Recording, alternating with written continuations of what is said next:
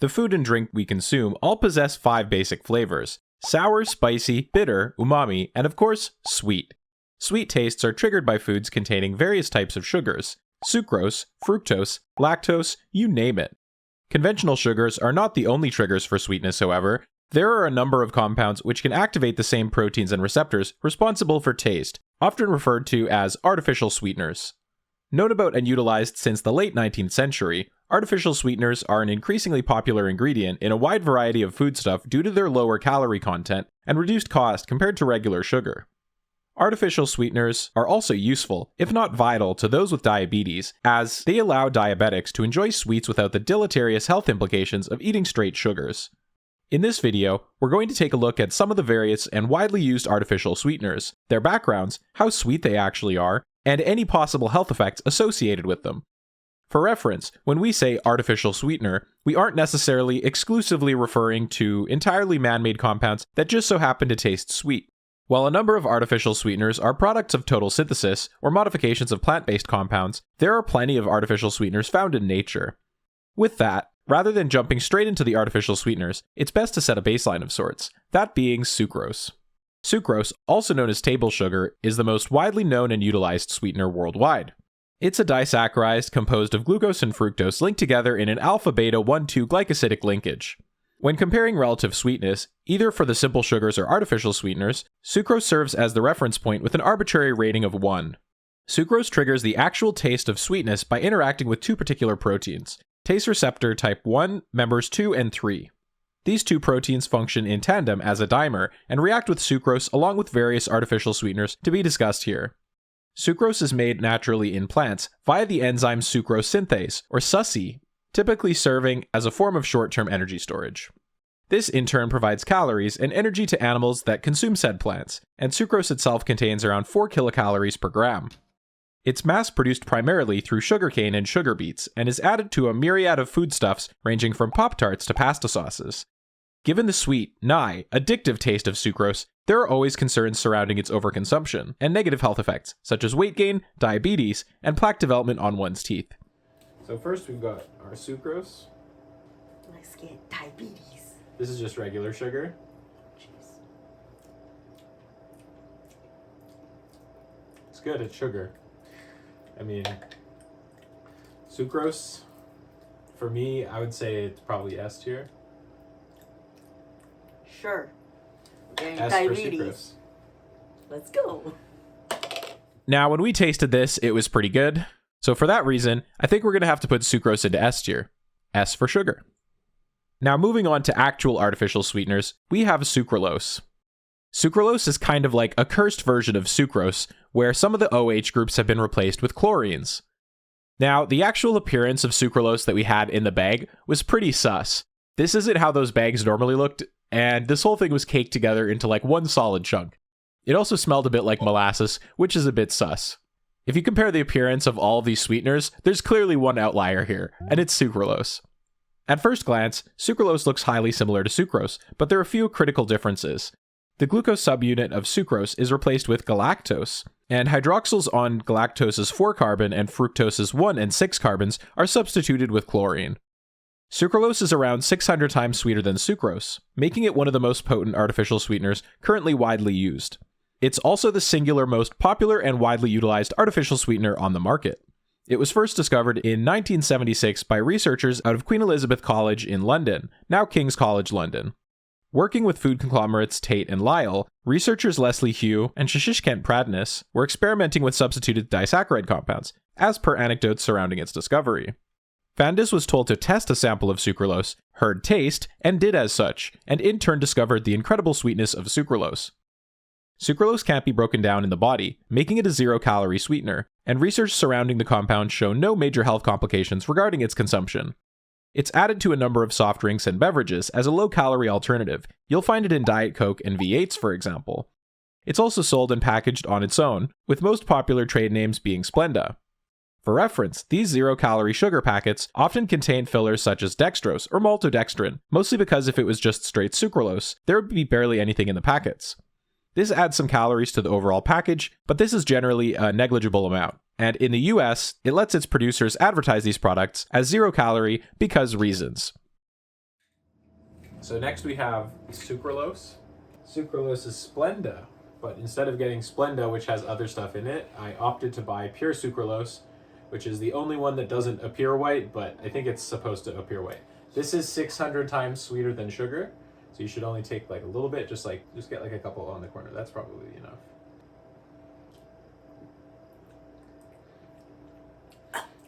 It's way sweeter. But metallic. I don't think it's as bad as she's making it out to be, but I can totally taste that it's the taste of like Coke Zero. The taste lasts a lot longer. It's not great. I'd probably say it's like B or C tier. What would you say? D tier?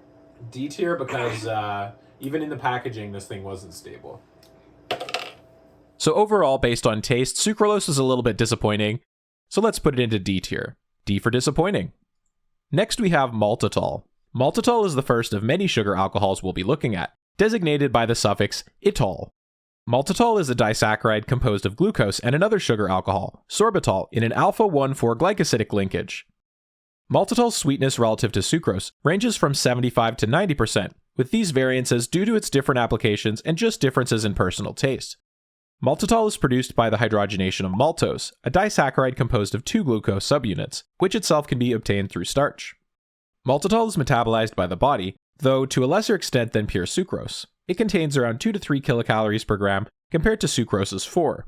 As an artificial sweetener, maltitol is often added to candies, chocolates, and ice creams as a sugar-free alternative. In terms of health effects, aside from their caloric content, maltitol has a laxative effect on the body in high enough concentrations, a property common to sugar alcohols in general. Maltitol has also been shown to have no effect on digestive enzymes, and has only been shown to have no effect on tooth decay. So next we have maltitol. This is one of the sugar alcohols. This one should be fine. This is one that people put in low-calorie baking.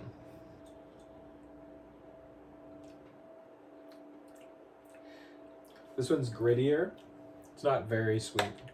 In terms of relative sweetness compared to the other ones, it's just not very sweet. I'm sure if you had enough of this, it would taste sweet, but for me, it's got to be F tier. What do you think? Yeah. I don't taste anything. Unless I just taste coffee. Maltitol is absorbed in the body more slowly than sucrose, which is a desirable effect for the diets of diabetics. Unfortunately, maltitol didn't taste very sweet at all, so we're going to have to put it right into F tier. Inositol, or more specifically myo-inositol, is another example of a sugar alcohol and is also produced naturally in the body. They also add it all the time to energy drinks for some reason. Inositol is essentially just a cyclohexane ring, with each carbon bearing a hydroxyl group. It's synthesized in the body from the glycolysis intermediate glucose-6-pyrophosphate. It used to be considered a B vitamin, specifically vitamin B8. However, due to the fact that inositol is produced naturally in the body, it can't be considered a vitamin. Inositol is critical in the body as it serves as a secondary messenger in signal transduction pathways for increasing intracellular concentrations of calcium. In addition, inositol is an important component in the cell membrane in the form of phosphatidylinositol inositol. As a sweetener, inositol has around half of the sweetness of sucrose, and similarly around half the caloric content. Outside of its sweetening effects and bodily functions, inositol is often used in movies as fake cocaine, given its white powdery appearance in bulk. So convincing are its similarities to Coke that dealers often use inositol to cut the actual drug. That's probably why my sample of inositol got stopped at the border when I ordered it. In terms of side effects, being another sugar alcohol, inositol has a laxative effect and can cause diarrhea. For reference, the reason for this is because polyols, like sugar alcohols, tend to draw water from the large intestine. This is inositol. This is another sugar alcohol. This is what they add to energy drinks. Seriously? Yep. That's way too much. It's okay. No, it's not way too much. Like, in energy drinks, they have hundreds of milligrams. It's fine. It's fine. You don't have to. Just don't be weird. It's way too much. That's a big bulk. So to me, it tastes very slightly sweet, but it's not enough to be, like, overwhelming. I would say it's probably, like, a D tier or an F tier sweetener. We'll put it into F tier. Unfortunately, inositol was not very sweet, so we're going to have to put it right into F tier. This is erythritol. Erythritol is another sugar alcohol and one of the more broadly utilized artificial sweeteners. The name erythritol comes from the Greek word erythros, meaning red, and is derived from a related compound known as erythrin. You can see the erythritol derivative here. Erythrin compounds often have a red color to them, but erythritol itself basically always appears as a white powder, so that's cool. Erythritol has about 60 to 70% of the sweetness of sucrose, but a mere fraction of its calories, only around 0.2 calories per gram.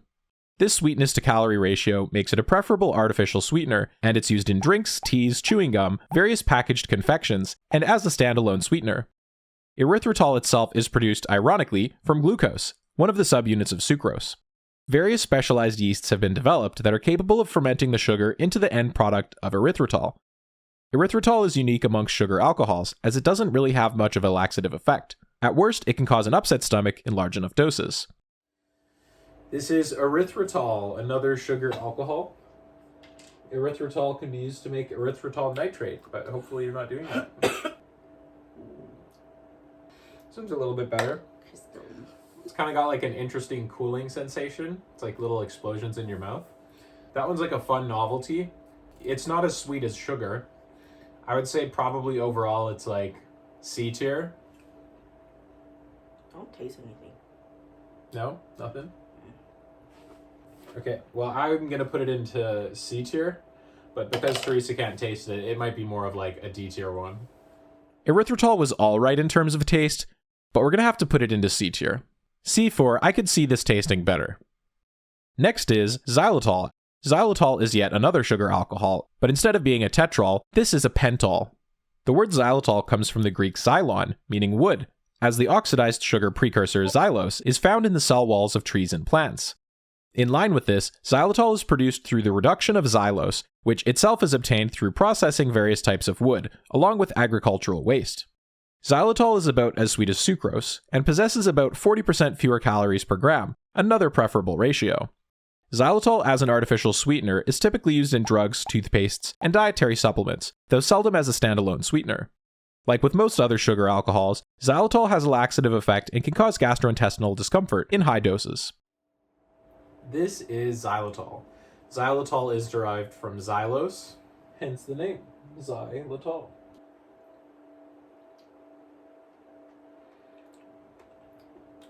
This one's also got like a cooling sensation to it, but the sweetness fades away very quickly. Yeah, I'd say this is probably another like C tier one. I was hoping we were going to get some more middle of the range, higher quality ones, but so far these have been pretty disappointing. Xylitol was another pretty mid-tier one, and we're going to have to put it into C tier, along with erythritol. So we went from a 5-carbon, 5-alcohol to a 6-carbon, 6-alcohol sugar. This is mannitol. Aside from being yet another sugar alcohol used as an artificial sweetener, it also has pharmaceutical uses.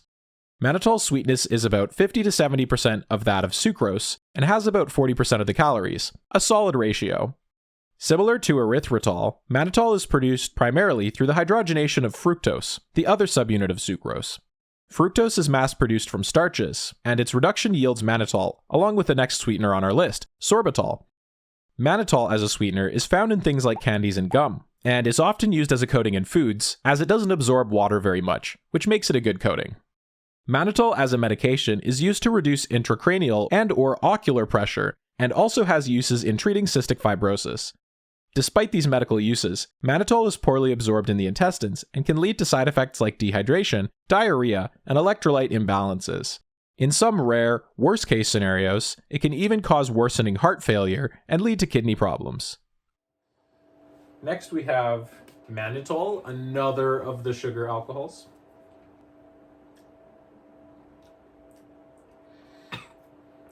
Yeah, this one's like a little bit worse than the last one, but comparable. I'd say it's like either a C or a D tier. What do you think? D. D tier. Mannitol was pretty disappointing. Disappointing starts with a D, so we ended up putting it into D tier. Sorbitol is the final sugar alcohol, and the only difference between it and mannitol is we have one of these OH groups pointing up instead of pointing down. It's also the final sugar alcohol we'll be covering here, thank God, and much like mannitol, it also has pharmaceutical uses. Since this OH group points up in sorbitol but down in mannitol, these two compounds are referred to as diastereomers. They aren't mirror images of each other, they're kind of like cousins. Because these are both diastereomers, they tend to have similar properties. Sorbitol has a sweetness around 60% that of sucrose, and its caloric content is around 35%, both values similar to that of mannitol. As previously mentioned, sorbitol and mannitol are produced at the same time and in equal quantities from the hydrogenation of fructose. Its uses as a sweetener are again similar to mannitol's. It's found in diet foods and drinks, along with various candies. While most other sugar alcohols are laxatives as a side effect, sorbitol is explicitly used as a medication to encourage bowel movements.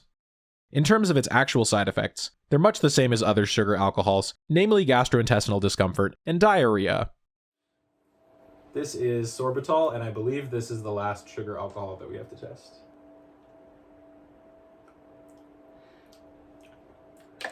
Different texture. Kind of reminds me of like a vitamins or something. They kind of remind me of like remember those pop rockets? Pop Rocks? Pixie Six? The like Fun Dip. Yeah, that. Oh yeah, actually this tastes a lot like Fun Dip. So overall, quality is not like great. It's not bad. I would say probably like C tier again. I know it's pretty boring, but gotta do what you gotta do. This one was pretty mid, but it was better than mannitol, so we ended up putting it into C tier. Steviol, or more specifically steviol glycosides, are a class of naturally occurring artificial sweeteners found in the plant Stevia rebaudiana. Steviol is extracted and produced from the plant Stevia rebaudiana, a small plant endemic to Paraguay, which has been used as a sweetener and chewable treat for centuries by native peoples. Steviol is known commercially as stevia and is used as a standalone sweetener, and is also used in a number of low-calorie or diet beverages. Though not a sugar alcohol, steviol has a similar suite of side effects: nausea, bloating, and general gastrointestinal discomfort in high doses. Next we have stevia. I've actually never tasted stevia before, so I'm looking forward to seeing how it tastes. Yeah, I'm not a fan of that one. I would say stevia's got to be like a D or an F. Probably F. I'm going to put it in F. It's got like a sickly sweet taste to it, like a metallic sweet, kind of the same way that Splendid did. In terms of its structure, you can see that this is kind of like a bunch of sugars tied to a steroid core. This definitely looks a little bit cursed and unstable, and it tasted cursed as well. It kind of had like a metallic taste that I wasn't a fan of, and neither was Mrs. Chemist. So for that reason, we ended up putting the steviol glycosides into F tier. Saccharin, also known as sodium saccharin, is one of the oldest artificial sweeteners, both in its discovery and commercialization. Saccharin has this interesting sulfonamide motif, and it also contains a benzene ring. If you wanted to be more technical about what this is called, this would be called a 1,2-benzisothiazole, having a keto group at the 3 position and 2 oxo substituents at the 1 position. It sort of reminds me of like a phthalimide, except instead of one of the carbonyls, we have a sulfonyl. Saccharin is around 200 to 700 times the sweetness of sucrose, and is a 0-calorie compound. Its primary issue, however, is that it often leaves a metallic or bitter aftertaste. Saccharin was first discovered in 1879 by Konstantin Fahlberg, a Russian chemist working at Johns Hopkins University. He had been working on coal tar, nice, as a byproduct of coal processing, for potential chemical applications for the material. Similar to the tail of aspartame, he noticed a sweet taste on his fingers after working with a derivative compound, benzoic sulfamide. He and another chemist, Ira Jensen, would publish their findings on this saccharin, and Fahlberg would later open a factory to produce and commercialize the compound to great success. Saccharin would grow in prominence as a sweetener during the shortages seen during World War II, and would continue to see broad use in various foodstuff throughout the 20th century. However, saccharin is not as widely utilized nowadays, due to its aftertaste and falling popularity compared to sucralose and aspartame. With that said, it can still be found in a variety of drinks and candies, and is sold as a standalone sweetener, often under the brand name Sweet and Low. Whilst one of the most major and most important artificial sweeteners of the 20th century, saccharin has been subject of a major controversy, regulation, and even bans.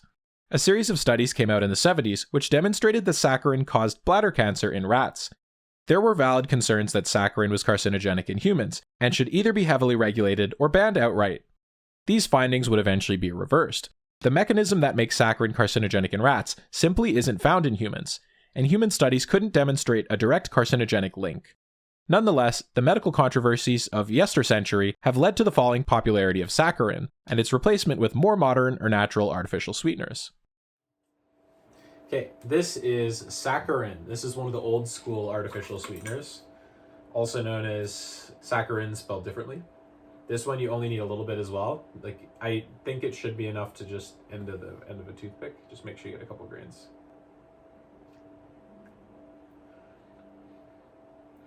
Yeah, I don't like the taste of that one, but it is very sweet.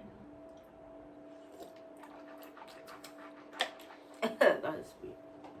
Normally when you get this, it's in a product called Sweet and Low, and it's diluted with a bunch of other sugars and maltodextrin probably, just to like make it dilute, and so that it's for an entire cup of coffee. This would be a very small amount that you'd require for a cup of coffee normally. So for this and Splenda and other ones, they just make it so that it's a manageable amount of material. Now, I don't enjoy this one, so I'm probably going to put it in C tier, which I think is pretty reasonable. Overall, we ended up ranking this one into C tier because it tasted pretty mid. It did still have a metallic aftertaste, but it was pretty impressively sweet. Ace sulfame potassium, often shortened to Ace K, is the last artificial sweetener on our list, and is a similar compound to saccharin. Here we have, yet again, another carbonyl and a sulfonamide, except this time the sulfur is connected through an oxygen rather than through the carbon of the benzene ring. Instead of having the sodium salt, we end up having the potassium salt. Ace K's sweetness is about 200 times that of sucrose. It's 0 calorie, and similar to saccharin, it often has a metallic aftertaste to it. Ace K was discovered in 1967 by one Karl Klaus, who had been working on a number of related compounds. The discovery was oddly similar to aspartame and saccharin as well. He got a sample of the compound on his fingers, accidentally tasted them, realized the sweet taste, and the rest was history. Ace K is most often used with other artificial sweeteners, typically aspartame, and used in diet sodas and similar low-calorie products. Regarding its health effects, various health agencies contend that Ace K has no major or noticeable side effects in standard doses, and no carcinogenic or mutagenic effects have been associated with the compound. So this is Ace K. This is used in soda in Canada. So this is used in like Coke Zero. It's a combination of aspartame and Ace sulfame potassium, which might be a taste that we'll recognize. I've never tasted it, so let's see. Did you dip it? No water? Nope. Just make sure you get a crystal. It's sweet, but it's like bitter and metallic to me. Yeah, it actually kind of reminds me of sucralose. I don't like that one. I'm going to put that one into like probably F tier as well. This was one of the worst tasting artificial sweeteners that we tasted, and even though as I'm recording this, I'm drinking out of a Coke Zero can that has both asulfame potassium and aspartame, I gotta say, the pure Ace K tasted terrible. It tasted F tier terrible. Aspartame. Aspartame is one of the more prominent artificial sweeteners on the market, and also one of the more powerful. Aspartame is just a methyl ester of a dipeptide between phenylalanine and aspartic acid. It's significantly sweeter than sucrose, around 200 times more, and while it does contain 4 calories per gram, the amount of aspartame actually used in foods is negligible calorie-wise. Aspartame was an accidental discovery. The developer, James M. Schlatter, had synthesized aspartame as an intermediary in the synthesis of gastrin, a stomach hormone. He accidentally got a sample of aspartame on his fingers, licked them, and noticed the sweet taste of aspartame. The synthesis of aspartame begins with converting the carboxylate group of phenylalanine to a methyl ester, and aspartic acid to aspartic anhydride. Following this, the phenylalanine methyl ester and aspartic anhydride will react together to form aspartame. This reaction produces 2 products, however, alpha aspartame and beta aspartame, due to the fact aspartic acid has 2 carboxylic acid groups that can be reacted with. The alpha and beta refer to the relative positions of aspartic acid's amine group in the overall compound, with alpha aspartame being the desired, sweet product, and beta aspartame being a bitter-tasting byproduct. On its own, the reaction produces around a 4-to-1 ratio of alpha to beta aspartame, but if catalyzed by thermolysin, a protein found in various species of bacillus bacteria, a much more preferable ratio of alpha to beta is achieved. Aspartame is used in a huge variety of foodstuff from diet drinks to ice creams, and is used in standalone sweeteners like Equal or NutraSweet.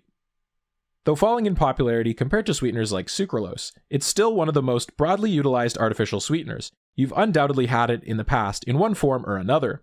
Correspondingly, aspartame is one of the most heavily scrutinized compounds regarding its negative health effects. As of 2017, review of clinical trials showed that using aspartame in place of sugar reduces caloric intake and body weight, though the World Health Organization recommends against the use of compounds like aspartame to control body weight. Not only that, but in 2023, aspartame was reclassified by the World Health Organization as possibly carcinogenic due to limited evidence of aspartame causing cancer in humans. It's also unsafe for those with phenylketonuria, a disease involving high levels of phenylalanine in the body, mostly because aspartame is metabolized into aspartic acid and phenylalanine. Aside from the more serious conditions surrounding aspartame, some people report a bitter aftertaste to it, and it can cause headaches in higher doses. This is aspartame. This is used in all sorts of stuff. It's an artificial sweetener, and it's very sweet, so we don't need very much of it. What is it? That's good. Aspartame. Aspartame? It's a peptide. It's a dipeptide. Is that in like a... It's very sweet. like Coke or something? Yeah, that one's... Yep. Aspartame is used in Coke. So this one's not too bad to me. Compared to sucrose, it's definitely not as good. I'd say it's probably like a B tier. I would say aspartame's not an A, but it's definitely better than all the other ones so far, so that would put it at a B for me.